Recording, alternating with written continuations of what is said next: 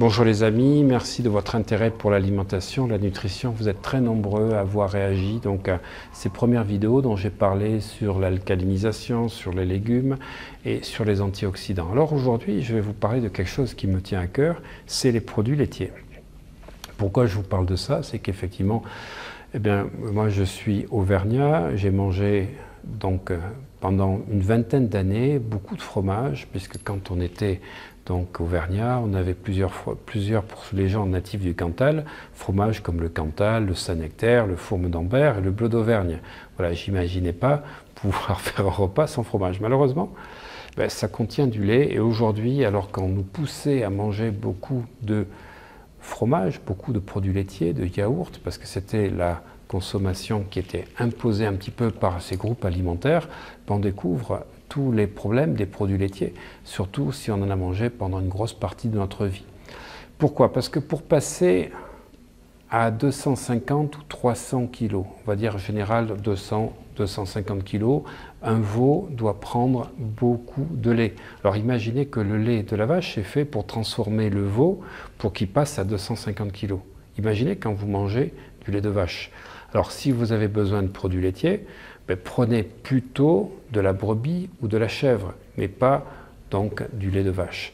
Mais surtout, ce qu'il faut savoir, c'est que le lait de vache contient 4 fois plus de protéines que le lait maternel et 6 fois plus de minéraux. Vous imaginez tout ce que l'organisme prend, et du coup, pour lutter, ce qu'il faut savoir, c'est que l'organisme va élaborer des mucus. Voilà.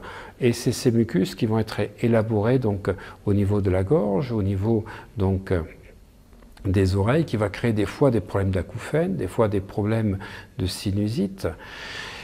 Et ceci va se faire également au niveau de la thyroïde. Moi, j'ai découvert que j'avais un petit problème thyroïdien à un moment donné à cause de ma consommation donc de fromage et de lait donc, dans mon enfance. Alors je vous dis ça parce que quand vous comprenez ça, vous allez pouvoir travailler sur l'alimentation en travaillant beaucoup avec les légumes verts. Et c'est les légumes verts qui vont alcaliniser votre corps. Il va falloir surtout pouvoir éviter certains légumes. Si vous avez effectivement mangé beaucoup de lait, on va essayer d'assécher un petit peu le corps en travaillant, en évitant tout ce qui est tomates, aubergines, endives, betteraves qui contiennent beaucoup d'eau. Voilà, et comme je disais, donc de supprimer les produits laitiers, de garder éventuellement, on va dire, la brebis ou la chèvre, voilà, parce que ce sont des petits animaux et là, ça ne surchargera pas.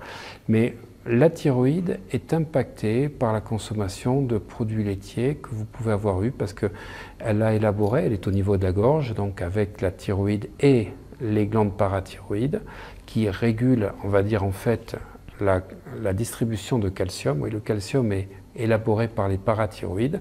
Le calcium que vous absorbez dans les produits laitiers et le fromage, en fait, va à la fois créer du mucus au niveau de la thyroïde, mais deuxièmement, perturber la production de calcium. Et en fait, vous allez non pas absorber du calcium par le fromage que vous faites, vous êtes en train de perturber la production, la distribution de calcium par votre thyroïde dans votre corps. Voilà. Alors plus que jamais, pensez à manger des légumes et faites en sorte que ça représente la moitié de votre assiette. Si vous voulez en savoir plus, vous cliquez sur le lien ci-dessous. À très bientôt les amis, et j'attends vos nouveaux commentaires pour m'indiquer les prochaines vidéos. À bientôt.